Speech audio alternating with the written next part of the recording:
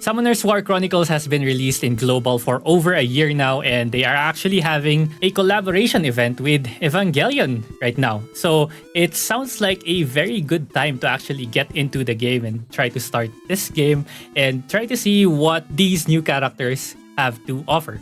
If you are a new player or maybe a returning player, this guide is going to be a quick look into how a new player would actually be able to speedrun all the early game stuff. So if you really are a new player, you can do everything that I'm doing here, except probably try to finish one of the main quests without skipping, because that will explain a lot of the things that you have to do, especially for equipments, runings, and upgrading your units, okay? But if you are a returning player and know what you're doing already, then this is what it looks like. So this is how you can make an account and speedrun through the early game and go right away into building your strong monsters. But anyways, let's go on to the guide. So if you are a new player or a returning player that wants to make a new account, please use my link in the description or in the pinned comments down below to show your support towards this creator right here. Thank you very much, and let's get on with the video.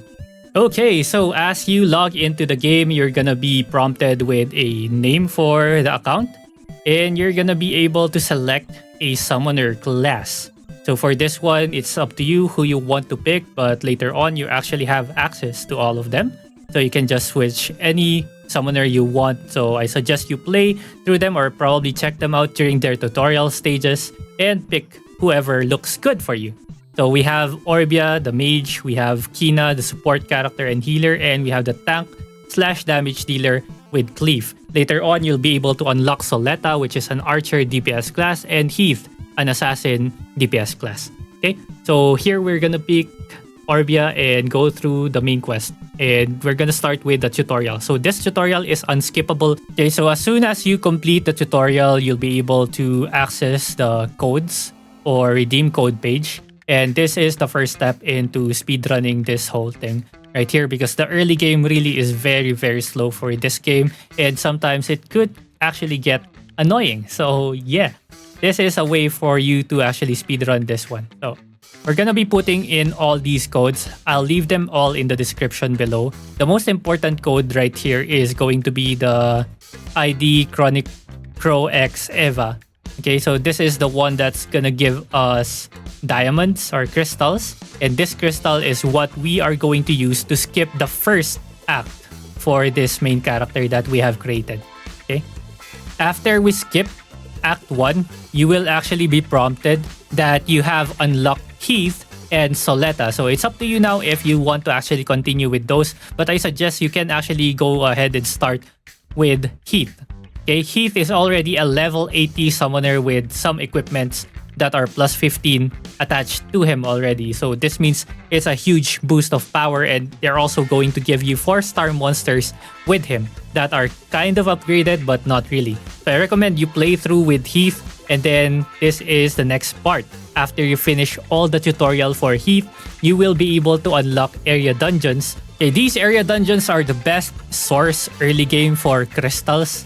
And you might think that using your crystals to actually skip all the quests might not be worth it. Well, for me it is, because it saves you so much time. Like the whole main quest probably of each character is probably gonna take you 4 to 6 hours per character. So imagine that's 5 characters. You will have to finish that like 5 days, right? So if you actually just spend crystals in completing all the main quests, then it's going to be so much easier and progression so much easier. You'll be able to get so much resources, so much summons, and will be able to set yourself up super easy for your mid game.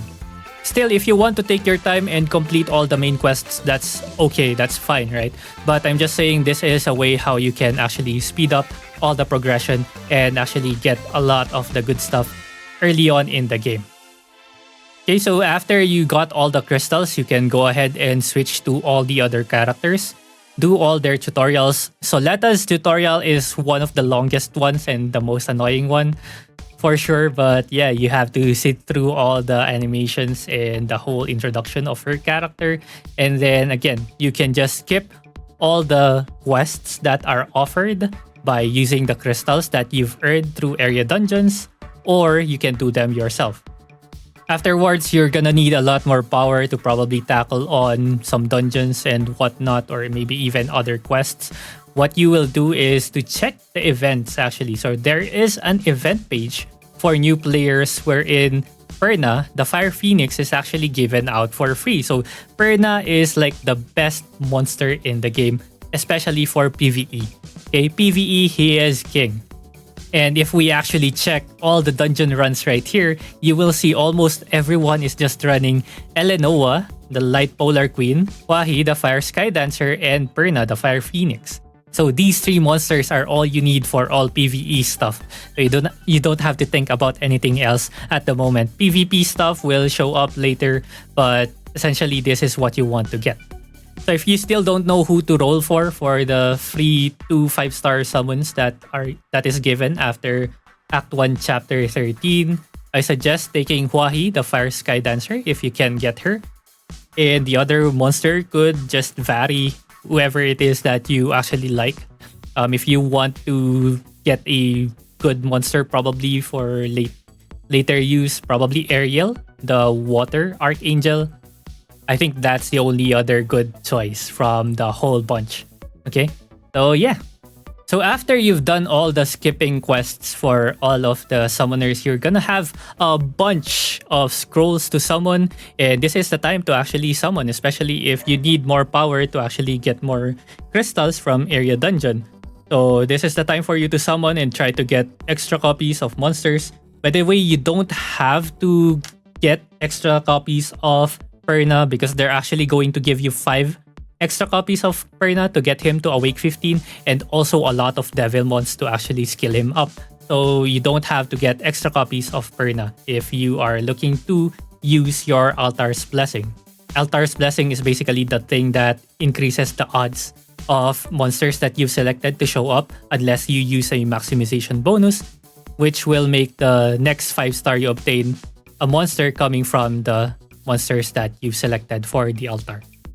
Okay, so right now we have the Evangelion event. So of course you want to summon for this one. Well, if you want to, but for me, I really like Ray right here, the Light Ray. She's actually pretty good, especially in PvP. So I went ahead and summoned for this one. And we also picked up a couple of other LD5s along the way, which is really, really nice because these LD5s are so rare during the start of the game and they're just giving it out for free, especially once you get to account level 50. And if you've just skipped all the things, if you just skip all of the things in the main quest, then you should be able to actually reach account level 50 by leveling up the monsters that you've summoned with the resources that you get from all the various events that's available for new players.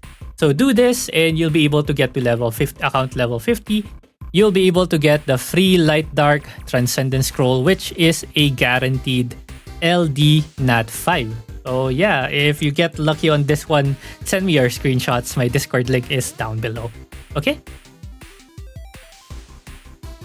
And finally, if you have done already all the things that you need to do and you're at your final stop or you're now at the end of your day probably, or it's the start of your day after all the, 30 minutes to 1 hour of doing all these things, the only thing that you need to do now is to click on quest, click repeat quest, and pick any repeat quest that you actually want. I went for the XP ones here.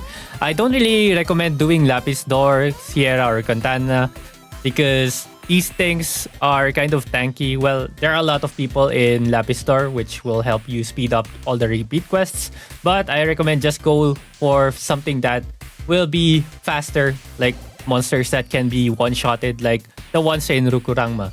Okay? And then you're gonna do a repeat quest of 500 with all of your energy because for sure you're gonna have so much energy after doing all these things, and I just finished mine. The reason why you want to do repeat quest is because of this quest right here, this thing. So you are able to get a free LD Nat 5 from this event.